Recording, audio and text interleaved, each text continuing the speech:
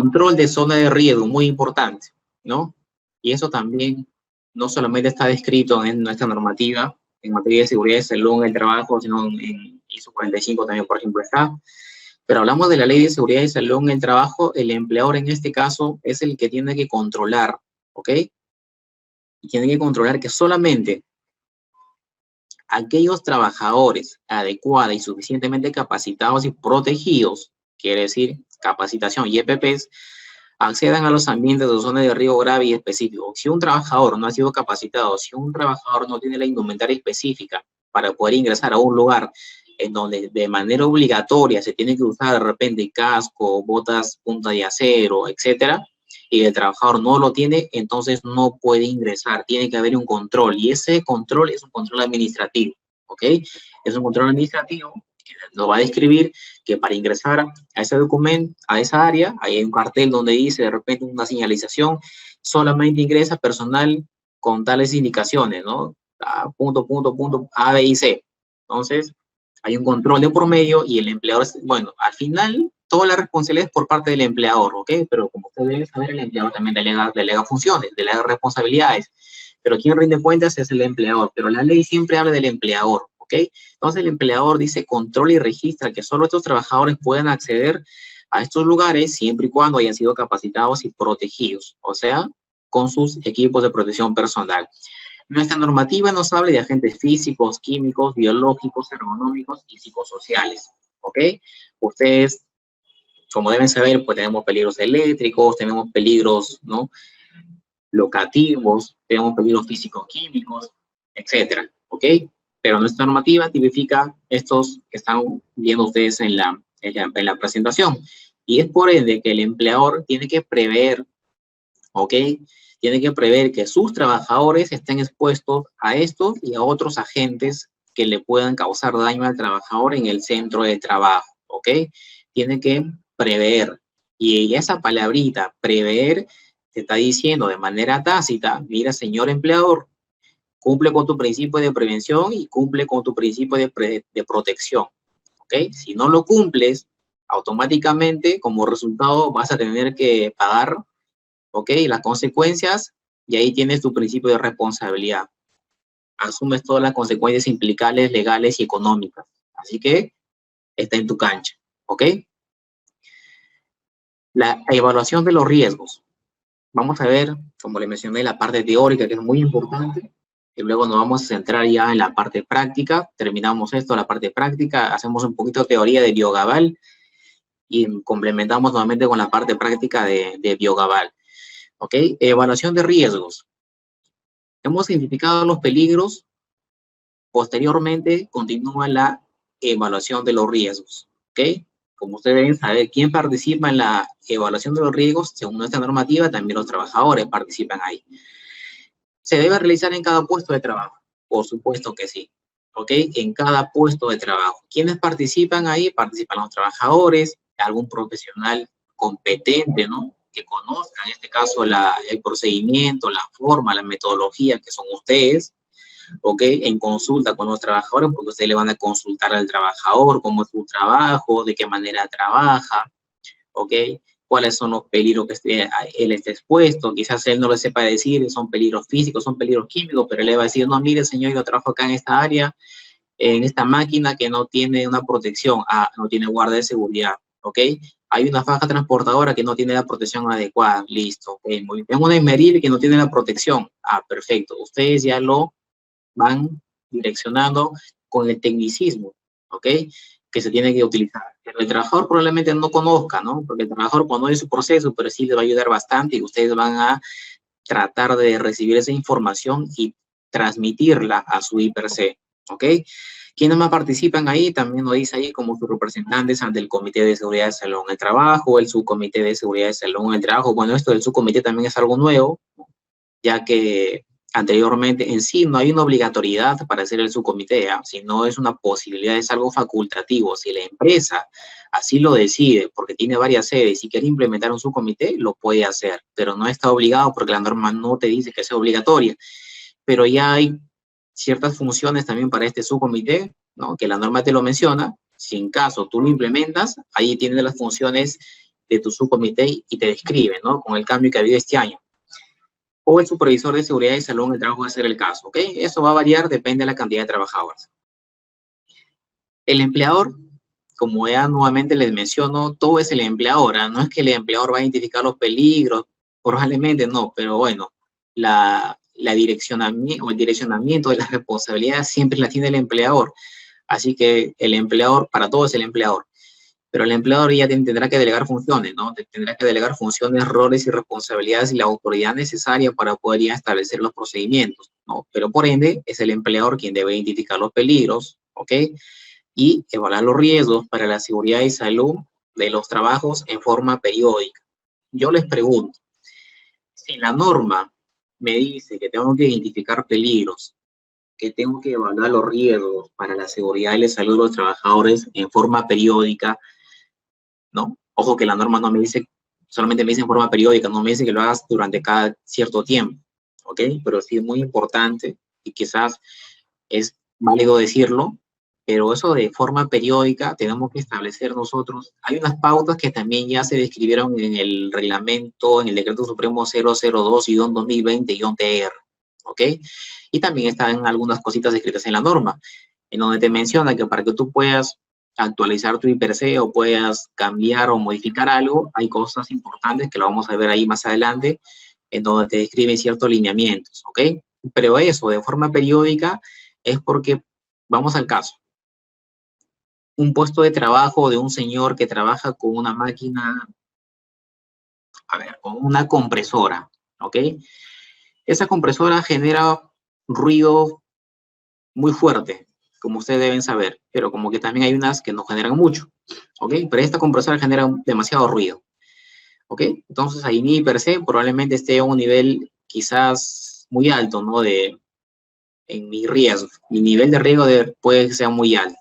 Por lo tanto, como ya está en el IPRC y se ha mapeado en el IPRC que está muy alto, el empleador decide comprar una compresora de repente que genere menos ruido o hacer un control de ingeniería de esa compresora de tal manera que el ruido hacia el ambiente sea lo más mínimo posible, ¿ok? Control de ingeniería, instalarán de repente algunas barreras acústicas, etcétera, ¿ok? Pero ya, se hizo eso de ahí, por lo tanto, yo les pregunto, ustedes tienen que nuevamente hacer una evaluación de esa área o de ese puesto de trabajo, sabiendo que se ha hecho un control, que se ha establecido un control o que se ha comprado una nueva máquina compresora que produce menos ruido.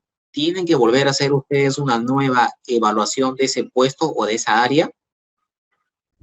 Sí.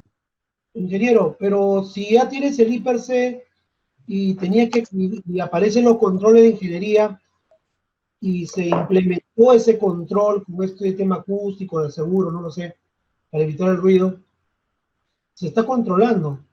¿Y por qué se debería hacer otro IPRC? No, no otro IPRC. El IPC es el mismo. Lo que tienen que hacer ustedes, les mencioné, es la evaluación. Pero ¿Por qué? a la hora de evaluar, obviamente el control está siendo más, está siendo más controlado, ¿no? Claro, pero al establecer ya un control, al establecer o al decretar o al comprar una nueva compresora, ustedes tienen que nuevamente hacer una nueva evaluación de ese puesto de trabajo. Bueno, no entendí bien. Pensé que era la misma compresora y se controló, ¿no? Y se puso los controles. Okay. No, tiene que ser una nueva. Bueno, esto lo conocen, no sé si han escuchado ustedes como el nivel de riesgo residual.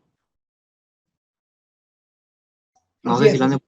Sí, entonces me refiero a eso, ¿no? Bueno, me adelanté un poco, pero me refiero a eso. Entonces ustedes tienen que hacer una nueva evaluación. ¿Por qué? Porque el proceso, el puesto de trabajo se ha modificado, ¿ok? Se ha cambiado. O de repente, el puesto de trabajo antes era de madera, entonces había un peligro de repente de material ignífugo, ¿no? Por ser madera, ahora es de cemento, ¿ok?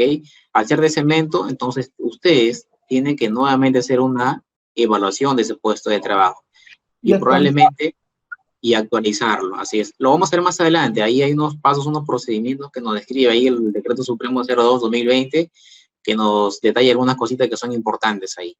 ¿Ok? Pero esa es la idea, ¿no? Ese es el punto para poder tener en consideración, ¿no? Para poder actualizar o elaborar un IPRC, ¿ok? Y bueno, el empleador actualiza, ¿no? Y acá está, ¿no? La evaluación de los riesgos. No te dice que hagas un nuevo IPRC, ¿eh? No te dice que hagas un nuevo IPRC. Oh, yo muchas veces he recibido ciertos comentarios que lo toman como si hicieran un nuevo IPRC. No, ¿ok? Es una actualización de la evaluación de los riesgos, porque el peligro ya lo identificaste, salvo en este caso que nazca o que se genere un nuevo peligro porque se compró una máquina y se agregó una área adicional, valga la redundancia, ahí se aplicaría una identificación. Pero si no, si ha habido cambios, modificaciones en los procesos, en las operaciones, cambios en la tecnología, cambios en los conocimientos, aplicaría solamente la evaluación de los riesgos. Y nuestra normativa nos menciona que el empleador actualiza, ojo, actualiza la evaluación de los riesgos una vez al año como mínimo, ¿ok? Y ahí viene la parte importante, o cuando cambien las condiciones de trabajo. Condiciones de trabajo se refiere cuando cambie algo de su puesto de trabajo o se hayan producido daños, ¿ok? O a eso se refiere un accidente a la salud y seguridad en el trabajo. Esto tiene cierta relación con los cambios que se dieron en el Decreto Supremo 02-2020. Lo vamos a ver más adelante. ¿Ok? Pero es importante conocer eso de ahí. Entonces, la evaluación de los riesgos, ¿ok? Una vez al año como mínimo, te dice la norma. Puedes hacer 2, puedes hacer 3, pero eso va a depender. ¿Va a depender de qué? Si las condiciones han cambiado, si han comprado nueva maquinaria, si han comprado nuevos equipos, o de repente es un... Entonces, como les mencionaba, la evaluación de los riesgos como mínimo una vez al año, ojo, y muy importante, si hay condiciones que cambien en el proceso, en el puesto de trabajo, estas cambian, entonces tenemos que hacer una evaluación de los riesgos, ¿ok? Siempre y cuando cambie. Si no cambian, no haremos evaluación del riesgo, pero si cambian las modificaciones de las condiciones de trabajo o se ha producido un accidente, no, ahí sí, ahí aplicaría una evaluación nuevamente de los riesgos, ¿ok? Y la norma te dice un mínimo una vez al año, ¿no? Si de repente amerita hacerlo más porque ya es un tema que puede suscitarse o puede pasar, ya, pero la norma te dice por lo menos una vez al año como mínimo, ¿no? Hablar de equipos de protección personal, porque también es muy importante, ¿no? En materia del IPRC, es importante tener esto en consideración, ¿ok? El empleador, como ustedes deben saber, es el que proporciona a sus trabajadores equipos de protección personal adecuados, ¿ok? Según el tipo de trabajo y riesgo específico, ¿no? Yo no puedo entregarle a un trabajador un equipo de protección personal porque se me ocurrió darle tal equipo y al final no le va a servir. No le va a servir porque no es un EPP adecuado según el trabajo o el tipo de trabajo que éste va a realizar, ¿ok? Por ejemplo, si yo le entrego un arnés, vamos a un ejemplo hipotético, ¿ah? Yo le entrego un arnés o una línea de vida y este trabajador nunca va a hacer trabajos en altura. ¿De qué me sirve haberle entregado una línea de vida a un trabajador que nunca va a hacer trabajos en altura? O del que realmente por su puesto de trabajo no le permite hacer trabajos en altura. Entonces, ¿de qué sirve? De nada, ¿ok? Por lo tanto, estamos entregando equipos de protección personal que no son específicos para las funciones que éste va a realizar en el puesto de trabajo. Y lo más importante de estos equipos de protección personal, cuando se entreguen, es que deben atender a las medidas antropométricas. ¿Qué quiere decir?